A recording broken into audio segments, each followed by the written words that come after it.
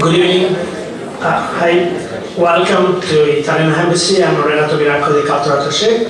I'm really pleased just to welcome Max Bartoli and Oscar Bartoli, the son of Oscar Bartoli too, here in the embassy. And you know, Max Bartoli, as we told before, is the man who keeps promise, because he promised 2 years ago just to shoot the movie here in the embassy. So thank you, Max, to keep your promise here, and we are really glad here. Now it's my duty just to pass the floor to Her Excellency Giulio D'Arti Sant'Agata, our incredible supporter ambassador. Really, thank you. Thank you, Professor Miracco. Thank you very much. Especially a great thank to you and also to the representative, distinguished guest from Musei Capitolini in Rome. We have the pleasure of this presence, which means that we are switching from classical arts, history, culture, and presence and actuality of really a very important movie which has been made by Max Bartoli. I'm particularly glad for this event. We have been talking about this for some time, and I have to say that there are two reasons why I am so interested for this evening.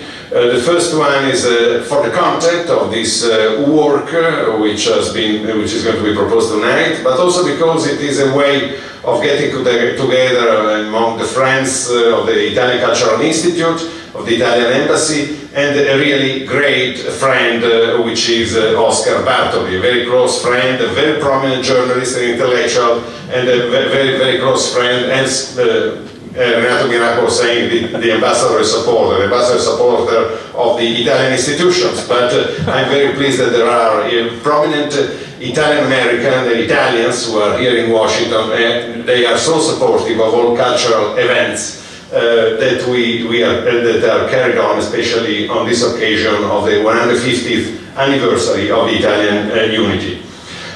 Talking about our host, our guest of honor tonight, Max Bartoli. Max Bartoli has proven, notwithstanding his young age, but he has proven to be an outstanding and very creative person. His career began in the late 80s when he wrote a book which earned him in 1989 the title of the youngest European fiction writer, 1989. So a very significant year for the history of Europe, but very significant year for the personal, professional life and artistic life of Max Bartoli.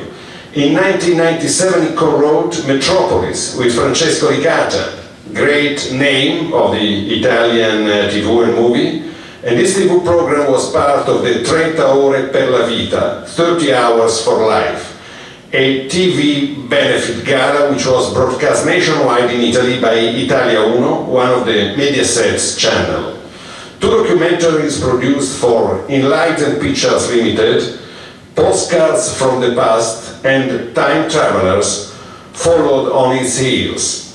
And perhaps he is most famous for his short film Ignotus, in 2008, which was produced and done in 2006, an excellent mix of arts and creativity, which won 25 awards at international film festivals. Other videos and documentaries include one on the Coliseum, which won Italy's Media Star Award. In 2009, Max Bartoli co-wrote, produced and directed Atlantis Down, a science fiction film. Its success was incredible, and it premiered at the Chinese Man Theatre in Hollywood in 2011, this year. He also directed and produced Atlantis Rising, a TV show on the making of Atlantis Down. Thus, Max Bartoli's creativity and many collaborations with important institutions and societies have made him a true star, as we are talking of science fiction in the world of contemporary fiction. Grazie. So, thank you very much, Max, for being with us, and all the best wishes for your very promising and already a great success in your career. Thank you so much.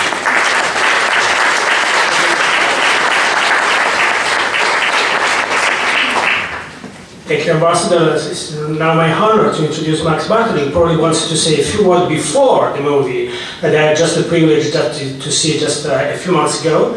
And after the movie, we can have just a discussion with him. If you'll put some questions, it would be really fun, and then it would be just a cocktail following. So Max, please, will you introduce next? Good evening, Your Excellency, Mr. Ambassador, Professor Marco. Thank you very much, ladies and gentlemen, for being here and for inviting me. The Italian Embassy in DC, and in particular the Italian Cultural Institute, have brought me a lot of luck so far.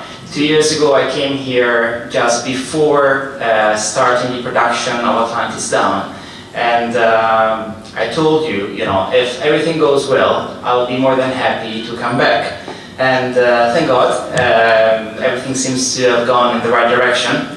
I'll let you decide whether it's worth the trip or not, but this movie was for me and for my business partners a little miracle, because it was done was shot in only 13 days with a small, tiny, minuscule budget,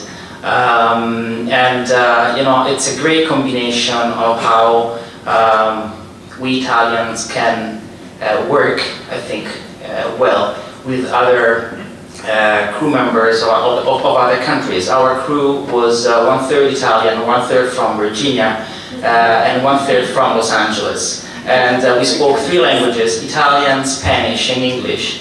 In some cases, there were some little misunderstandings, but all considered, it went really well. So, I really hope that you will enjoy it. I'll be here for Q&A afterwards. Thank you very much again.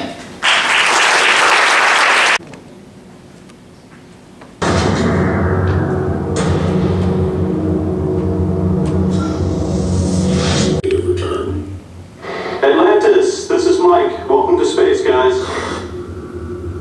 You can go ahead now with satellite release. Roger that.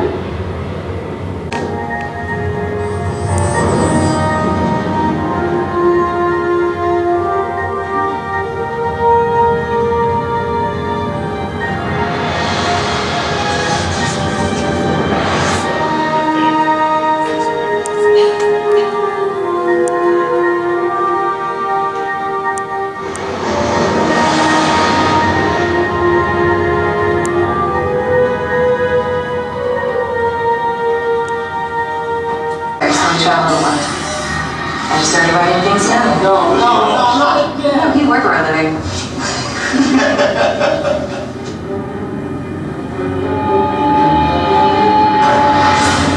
Let's play the show.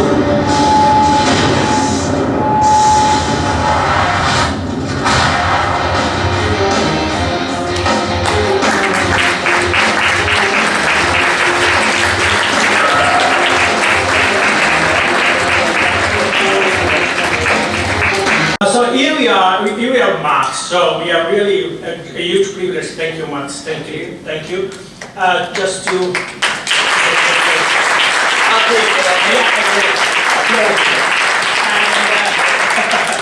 if you are here just to answer to some questions, it's really glad. If you don't, it was fascinating, but it's rather dark. Although it's certainly intriguing. Why this idea? Well, I mean, I like the idea of, chess.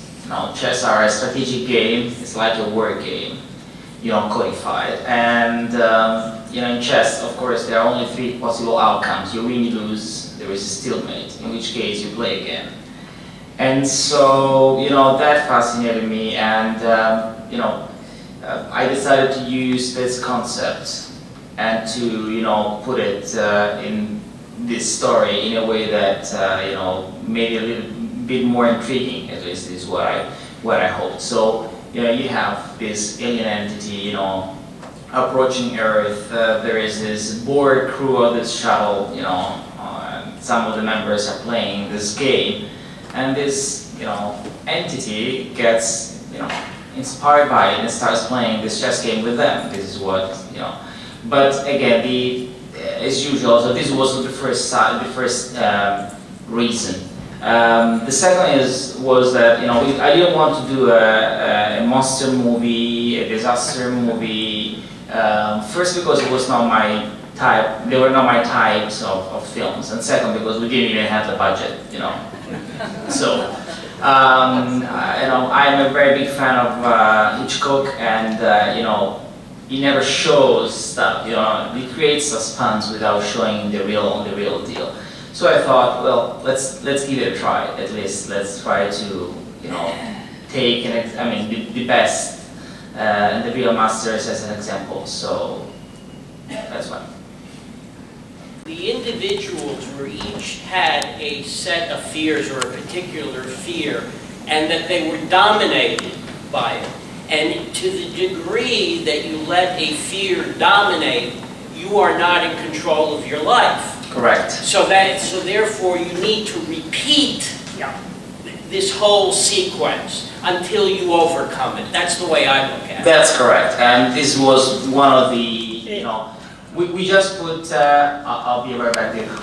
I just decided to add layers. I mean, I don't like a movie where everybody comes out and it's like, oh, of course it was like that. I like, you know, people coming out of the film, each one giving at least their own interpretation, their own, you know, interpretation of the movie.